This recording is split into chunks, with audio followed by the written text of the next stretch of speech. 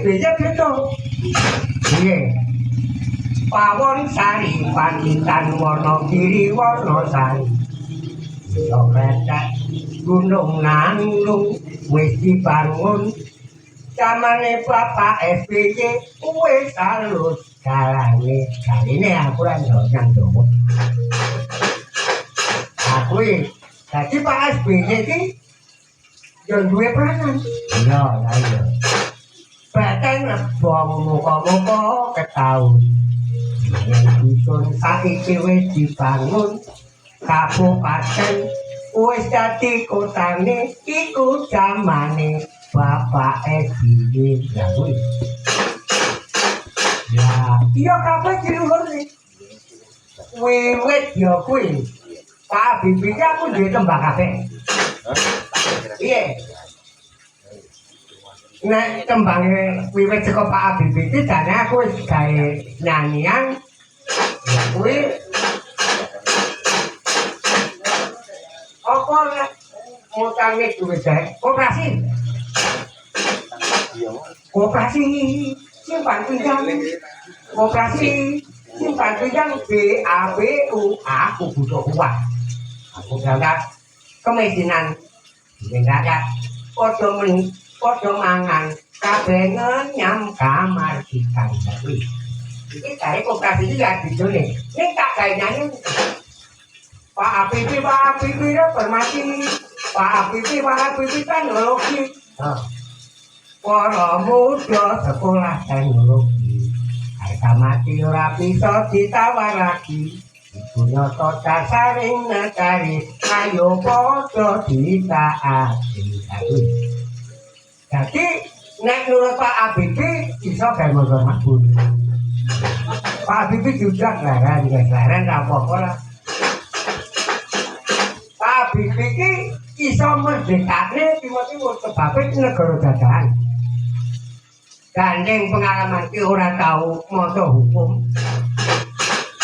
hukum jagat ki PBB kaya jenenge hukum ratu adu kudu dipandu kaya mentu wae negara dikane lha negara jajahan padha karo iki yo ngerti kok dadi Pak Habibie iki padha karo Tuhane wong timur. Lah nek Pak Gus Dur kaya kuwi sip. Pak Gus Dur, Pak Nur Wahid.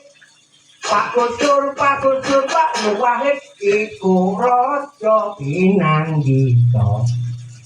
Bisa ngitung lintang lan bulan. Dong cerita katoyo sedaniro katuat silpanoto komo kanjeng urung tekan wayahe konaren yo leren lah nek Mbak Mega saya kuwi limo ki mantep Bu Mega Bu negara Bu Mega putra mahkota putane Pak Karno kan gotong royong pembangunan Indonesia menang Noto kalah karuan Rambi abang kanggo kenang-kenang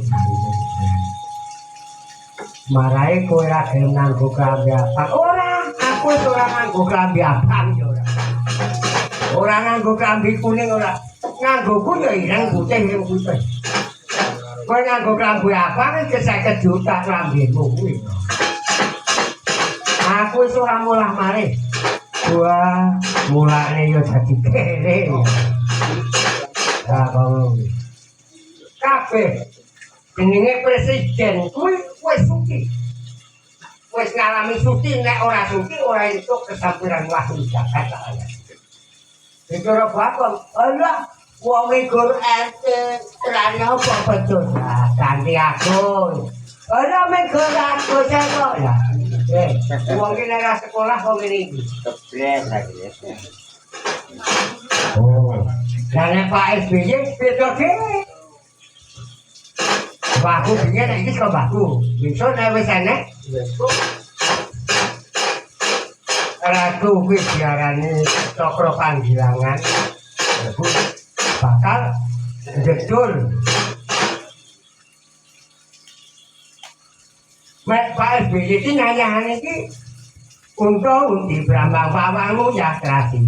Dula-dula temu kiring mondo reka mondo mandi ekor kuwi buntut bintang 3 kena kanggo panutan kuwi. Ya wong presiden kok uyah kerasi. Kuwi nek dhewe ngolah negara kuwi ora penak kakan. Nek wis dimasak terus dipuk gratis. Mula Udah berang bawang udah jadi. Dan dula temu piring mondo reka ya ki 8 kan. Nek datae jane Pak SBY iki 8. Nanging 6 wah, lah yo penak lho, wae kaya Bagong kowe. Penak dadi kepala negara. Dipepeng anak. Dijemur anak, nyekel negara kuwi ora sembarangan. Lah nek Pak anu Jokowi wis tak nyanyekne to. Wis tak nyanyekne zaman Suro ping 3 wae. Ora ngira orang negara iso nonton negara. Ora jangkan ora parang iso ngikuti zaman. Hati cara dikum terus bisa mati kampung. Kudu tepat-tepat dapat tiket selamat. Pandemi itu ora gampang wae. Wah iya mau. Wah kowe iki anake presiden walu ki nek ngenai rupiah-rupiah, lah kowe iki dadi sugih. Aku ora ngarep-arep dengkulmu. Iki negara-negaraku dhewe. Aku ora pamer. Oh, kaya ngono kuwi. Iki engko nek nurut aku sapa nyutung wis didongeng wae. Ayo nyanyine Mbah Solar, Mbah Limun. Ayo apa? Ayo apa? Saiki nyanyi klingdi. Klingdi. Kadang telong pikir awoe asem ae.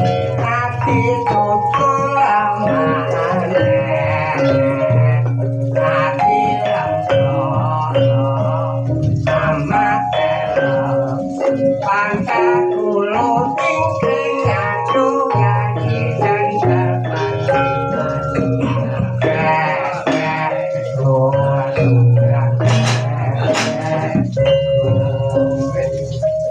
kuwi di zaman Jepang iki kanggo katok baku kali nganggo tumane kebu-kebu. Aku bingung iki nek ngarep iki renggo. Dadi ngumpah katok iki renggo dipese. Kuwi nek anu nek garing dienggo neng. Dadi nek kali wae tak jam.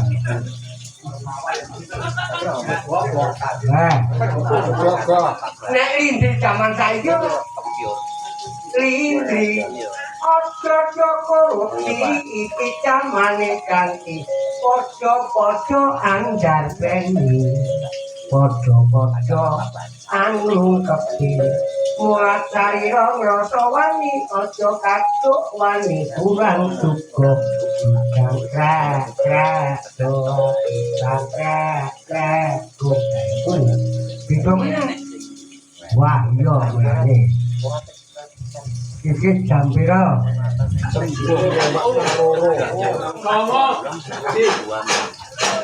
Rabang-bang putune delok kok ora gayung nang esuk. Dan ngarep kok. Apa jengkulmu